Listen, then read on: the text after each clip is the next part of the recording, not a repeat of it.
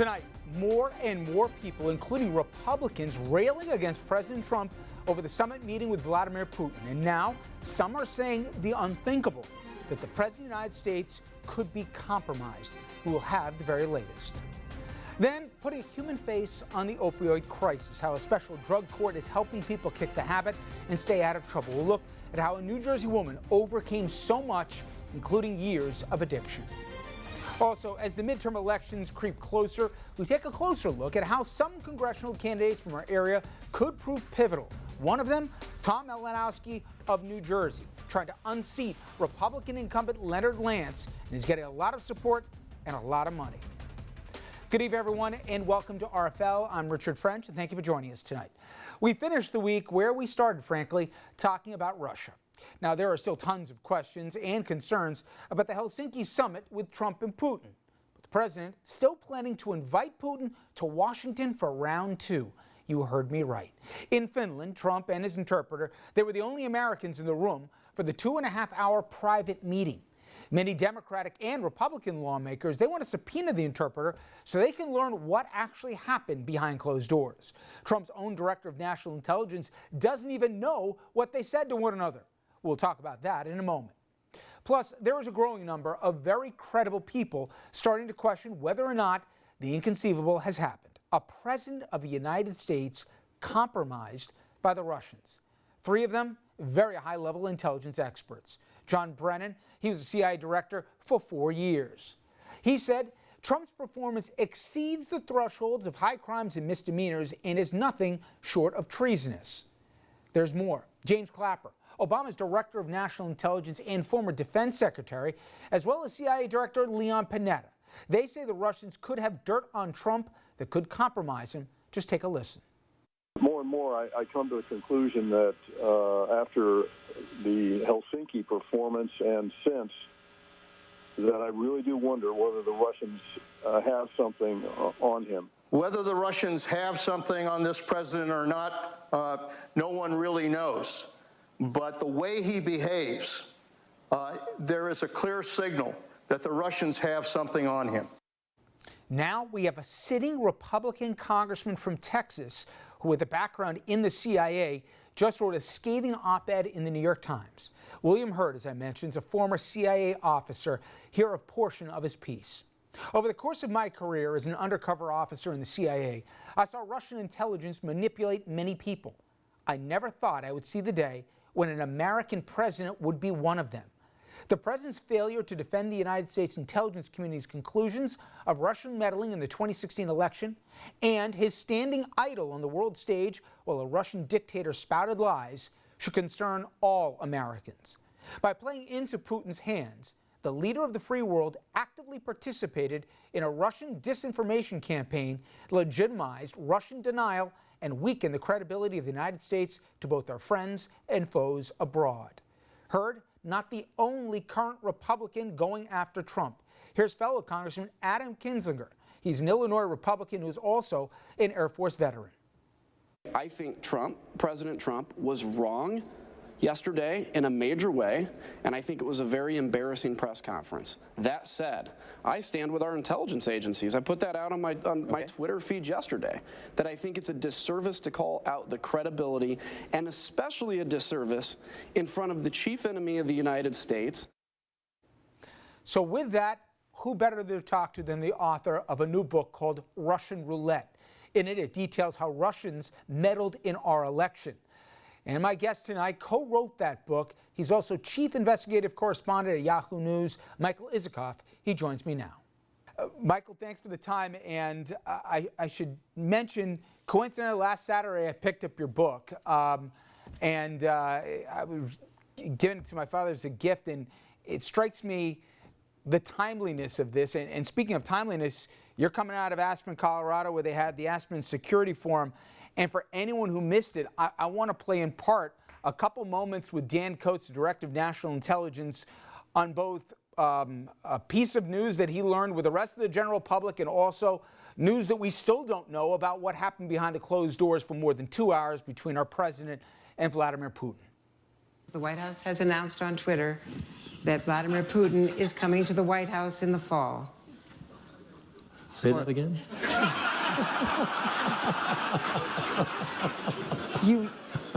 Vladimir Putin coming Did I hear you? Did I hear you? Yeah. Okay. Yeah. That's going to be special. I don't know what happened in that meeting. I think as time goes by, and the President has already mentioned some things that happened in that meeting, I think we will learn more. But that is the President's prerogative.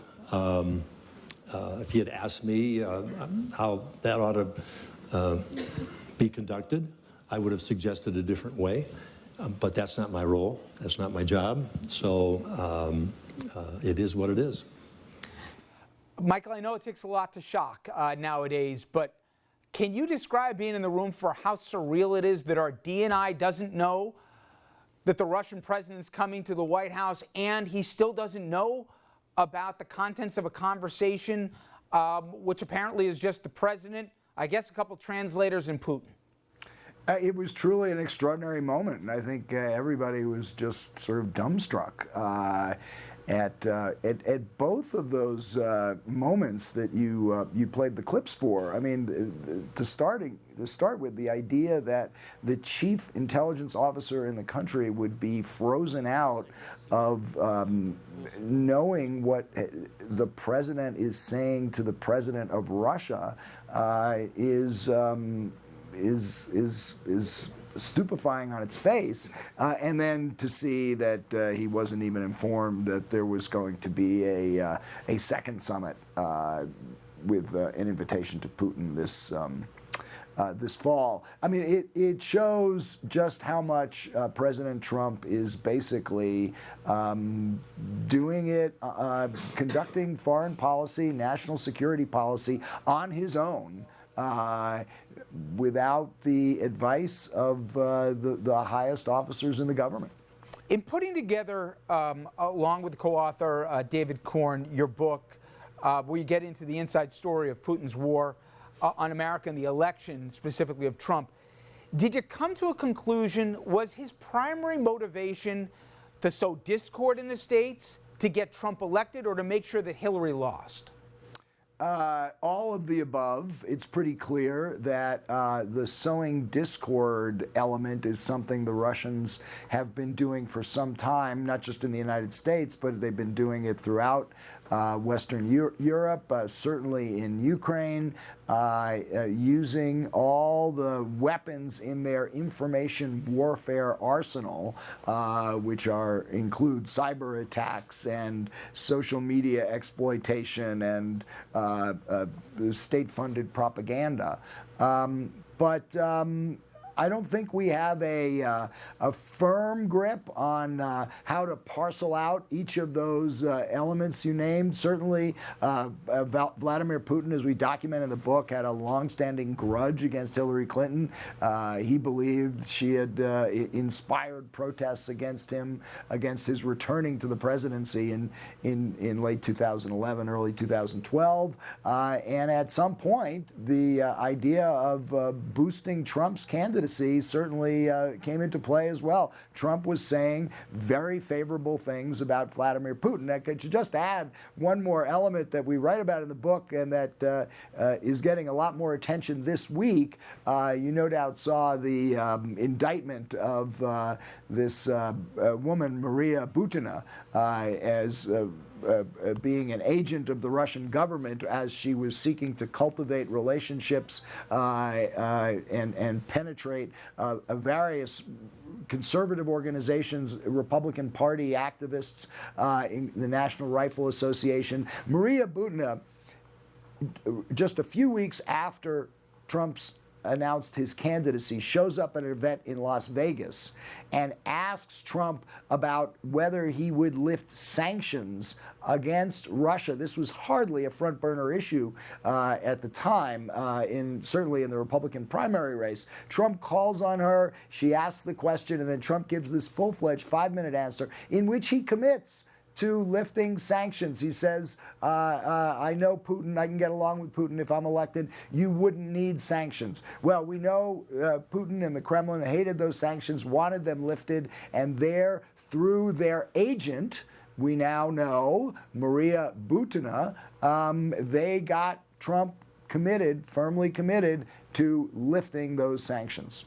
And in fact, in the book, you write about how both Priebus and Bannon, they were both taken aback as to A, how did she get called on, B, the level of preparedness by the president for the question seemingly, and when asked about it later, how this wasn't some sidebar, he seemed to be ready for the moment. All of things that didn't seem to at least jibe with other moments on the campaign trail. To that end, talk a little bit about going back to that now infamous pageant, Miss American pageant in Moscow in 2013. Obviously, most people talk about it from the Steele dossier, but you also talk about it from some of the principles that were involved on the Russian side and how that might be a window into who he knew, and I'm talking about the president, of course, and also who he was dealing with.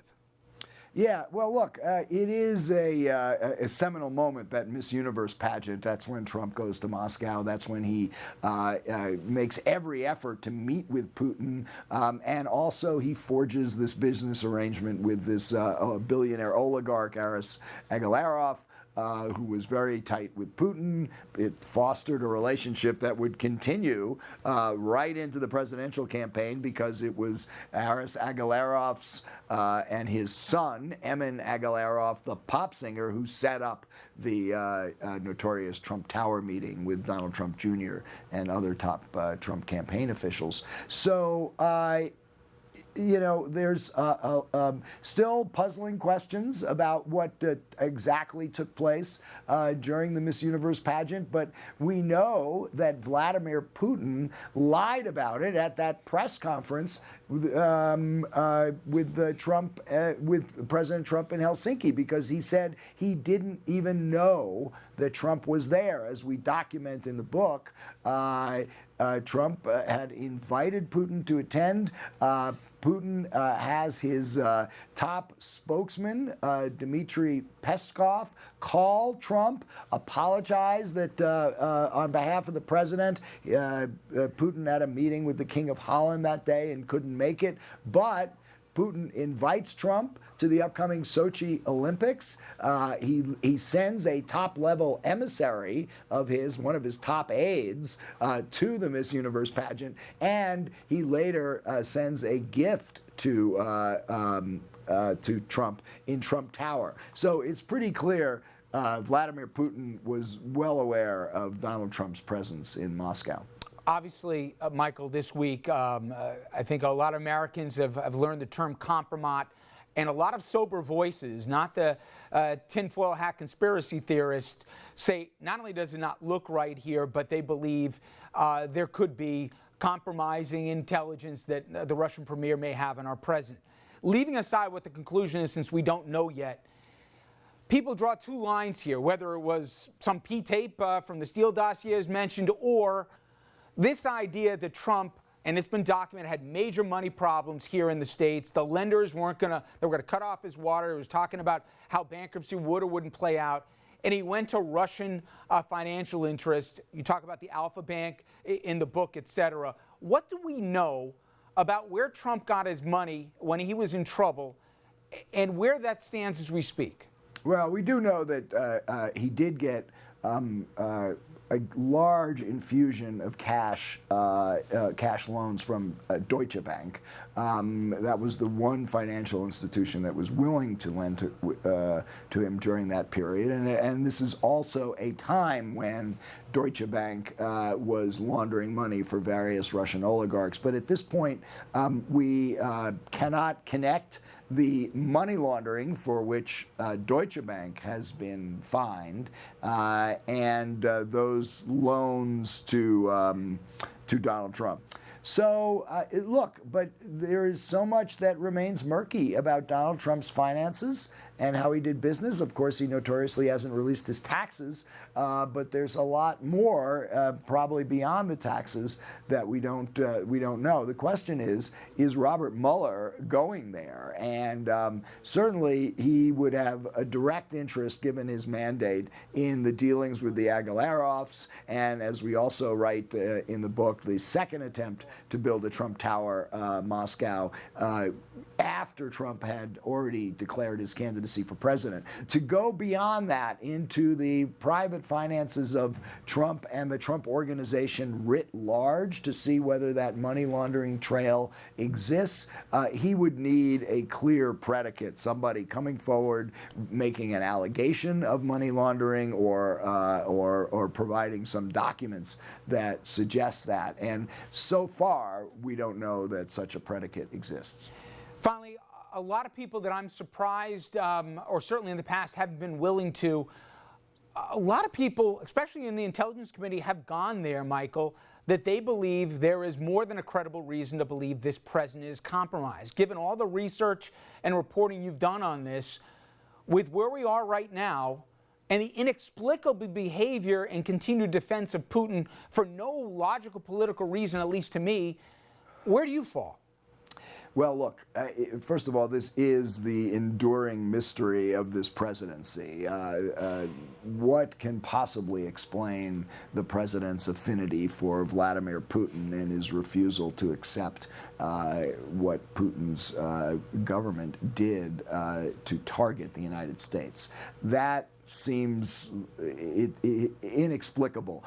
The idea that there is compromise, that the Russians do have something on Trump, would be a rational explanation for his behavior, but there is so much irrational about this president and about the way he operates and the way he conducts his business that I'm not sure a rational explanation is what's underneath all this. There could well be a pathology, a refusal to back down to his critics, a fear that anything that puts attention on what the Russians did would take away from the legitimacy of his presidency. All of those could as well explain or help to explain what remains truly inexplicable.